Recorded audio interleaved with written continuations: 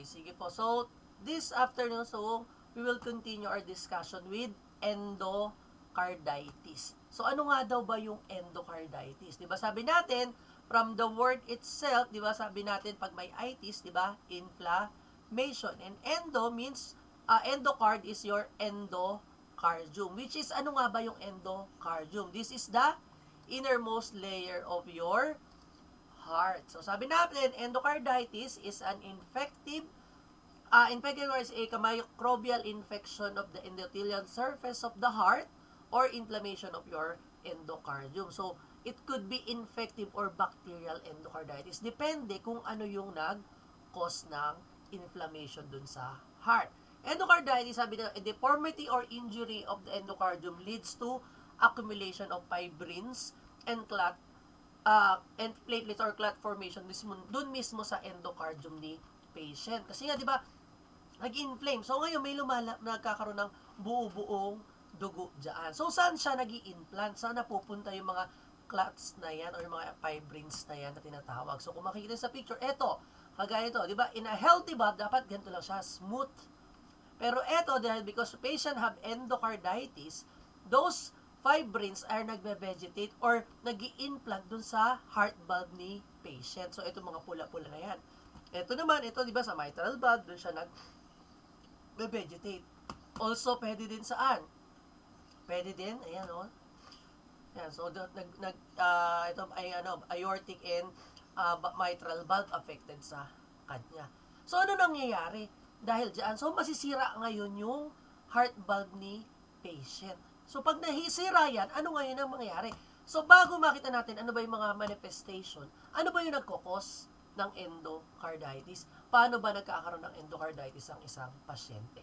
Sabi, the cause could be because of rheumatic heart disease, which yung diniscuss natin. Di ba sabi natin, rheumatic heart disease is the infection or yung galing siya sa rheumatic fever na ang mismong affected is the heart of the patient.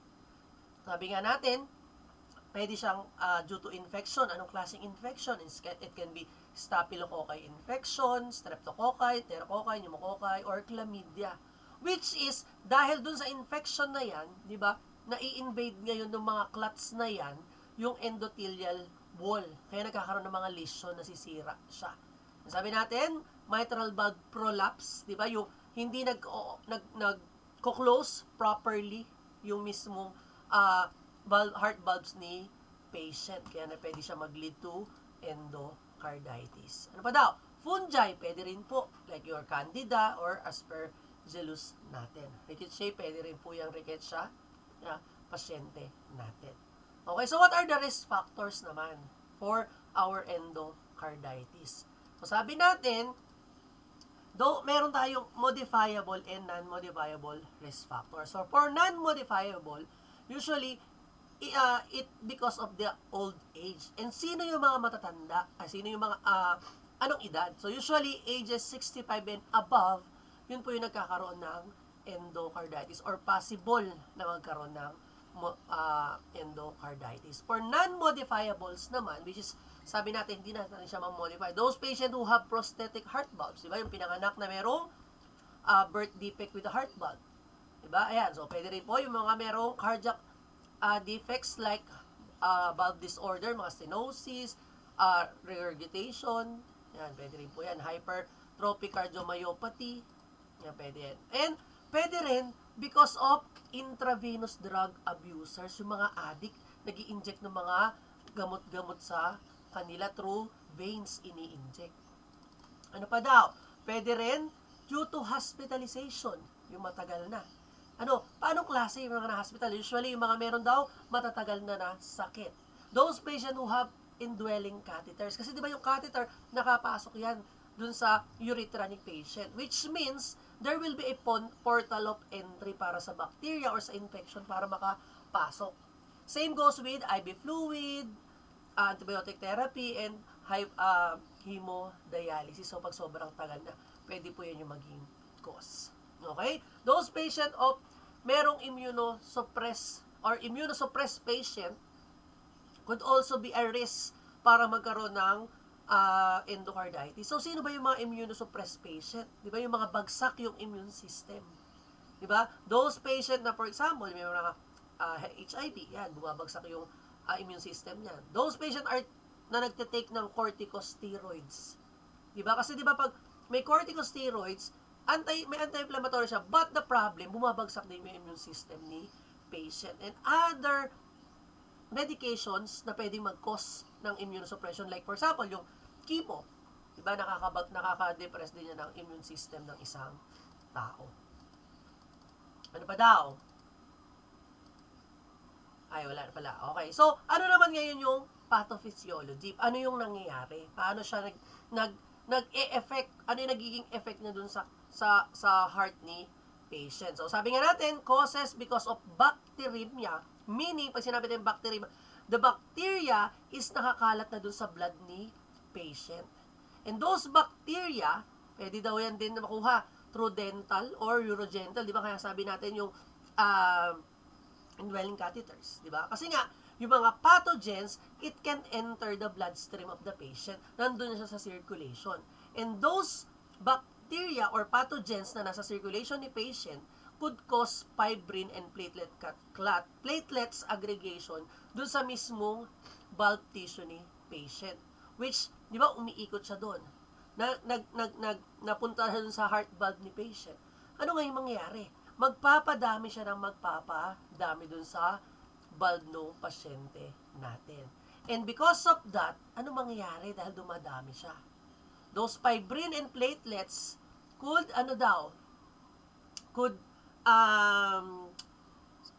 cover yung mismong heart valve surface ni patient. And habang kino-cover niya yun, sinisira niya yung heart valve ng pasyente. So, habang nasisira yun, ano nangyari? Nagkakaroon ng ulceration, nagkakaroon ng necrosis, nabubulok, nasisira siya. And because of that, sabi dito, it will extend to your chordate tendineae, leading to rupture and subsequent valvular insufficiency. So, pwedeng masira, mapunit yung mismong valve ni patient. Which means, ano mangyayari kung masisira? Di ba sabi natin, masisira ngayon yung right flow of blood circulation do sa heart ni patient. Kasi di ba ang trabaho ng heart valve, di ba, it gatekeeps yung movement ng blood kung saan dapat yung right direction niya. Pero ngayon, pwedeng bumabalik. From left ventricle, instead na dapat ipapump na siya going to your aorta, pag pump niya, pag squeeze, pag contract ng heart, bumabalik dun sa left atrium ni patient. And then, those clot na nasira na yung valve, pwede rin siyang kumalat all over the body of the patient. It can be embolized, pumunta yung mga clot na yan sa spleen, sa kidney, central nervous system, and lungs of the patient. So, ganun po yung nangyayari. So, what will be the clinical manifestations of patient who have endocarditis? So, since patient have inflammation, sabi natin, there will be intermittent fever. Or pwedeng wala. Usually, pag yan sa mga matatanda, and kapag nag-a-antibiotics or corticosteroids na yung pasyente. Pwede rin those who have heart failure and renal failure na. Okay? So, when we auscultate the heart sound, we can hear a murmur. Kasi nga, di ba, sabi natin, nasisira yung heart valve. So, ibig sabihin, di ba yung closing of aorta, doon na puproduce yung, closing of the atrioventricular valve, doon na po-produce yung S1. Eh dahil nga ineffective yung closing because of the damage, di ba nagkakaroon ng extra sound or nagkakaroon ng ibang sound doon sa heart ni patient. Alright? Patient may also have vague complaints of malaise, anorexia, weight loss, cough, and back and joint pain. Pwede rin makuha po yan ng patient natin. Okay? So, ano pa? Ano pa yung pwede maging manifestation kay patient? Sabi natin, patient could have what we call the Osler nodes. Ano ba yung Osler? Sabi, it's a small painful nodules may be present in the pads or fingers or the toes. Nakikita yan. So, ito po yun, yung mga patch na yan. Makikita ba? Masakit daw yan. Yan yung tinatawag natin na Osler nodes. We also have what we call Janeway lesion. So, Janeway naman, irregular, red or purple, painless, flat macules may be present on the palms, fingers, soles, and toes of the patient. So, ito naman siya. May mga parang pasa-pasa siya dyan na maliliit. Saka naman, wala namang pain. Okay, ano pa? Patient may also have what we call rot spots. Ano naman doon? Nagkaroon ng hemorrhage dun sa may mata ni patient. Bakit nagkaroon ng hemorrhage? Because of the emboli, yung mga maliliit na clots na yan. Napunta dun sa punday nung kanyang mata. So, ito yun, may mga pula-pula na yan. Makikita yun sa mata. Pag sinilip natin dun sa ophthalmoscope, makikita yan kay patient. Ano pa? Meron din tayong tinatawag na, ano yan? Hindi po yan Q-tips. Ano yung tawag nyo sa dulo? Hindi po yan art. Ano yun? Nail art. Okay? It's called a splinter hemorrhage. Sabi, reddish-brown lines and streaks may be seen under the fingernails and toenails of the patient. Ano pa daw? Pwede rin magkaroon ng petechia or petechia. Sabi, it may appear in the conjunctiva or mucous membrane. So, dun sa ilalim ng mata ng pasyente or pwedeng sa loob ng bibig may makikita ka dyan, tuldok-tuldok na pula-pula na maliliit. Bakit nagkakaroon ng petechia? Di ba yung petechia or petechia, nakukuha yan kasi pumuputok po yung mga small capillaries natin or small vessels. Okay, so that's yung nagiging manifestation, nagpupula-pula. Okay, patient may also have cardiomegaly, lumalaki puso, heart failure, tachycardia, splenomegaly. Okay, diba sabi natin, pwedeng kumalat yung clots. So, patient may also have a headache or temporary transient ischemic attack or stroke sa central nervous system pag doon napunta yung clot. Pwede rin, ano daw, sabi natin, may embolize siya, depende kung siya papunta ka, anong organ yung affected sa kanya. And it's called your embolic phenomena. Ibig sabihin, kumalat na. So, patient may have acute glomerulonephritis, okay, splenic infarction, if doon napunta sa may spleen. So, ano yung mararamdaman ng pasyente? Patient may feel pain in the left upper quadrant, which is doon located yung ating spleen.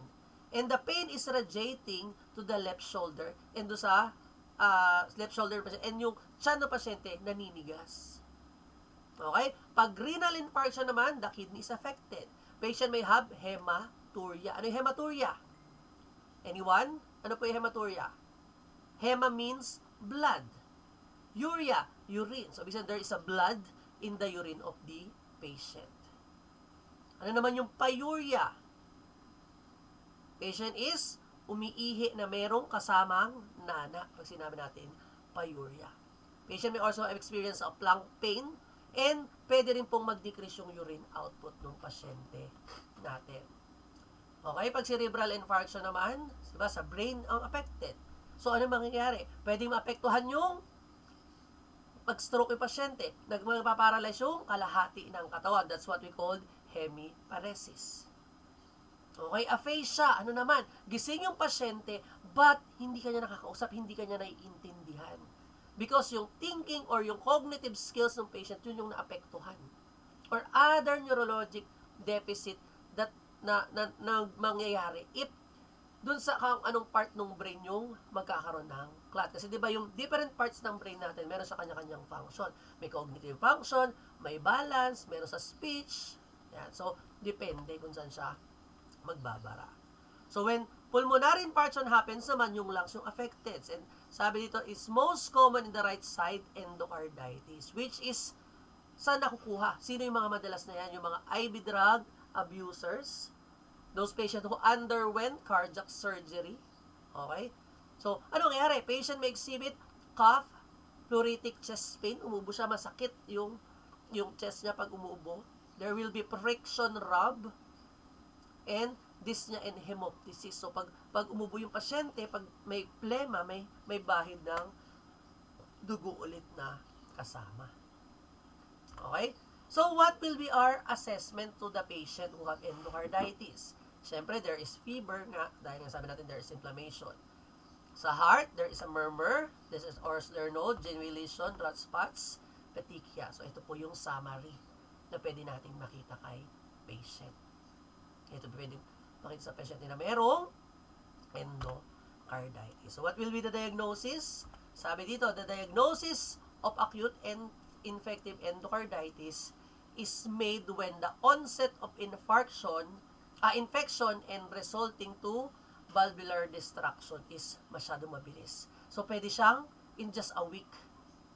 Okay, that's why very important to do a blood culture for us to know what is the causative agent.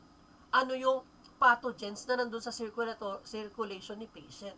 So, that alam natin what kind of antibiotic will be given to the patient. Okay, so ano tatandaan when it comes to blood culture? Sabi natin, yung blood culture should be taken or kumuha ng sample prior starting the antibiotic para sure tayo. Okay? We can do also a Doppler or transesophageal echocardiography.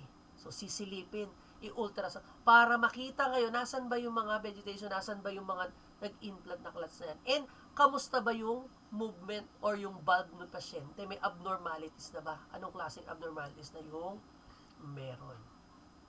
May question po? Nasundan po ba? Okay. So, sabi natin, what will be now our intervention? Sabi natin, number 1, provide psychosocial support while patient is confined to the hospital or home with restrictive IV therapy. Sabi yung support doon sa pasyente. So, paano? Diba? We need to understand anong nararamdaman ng pasyente. Okay?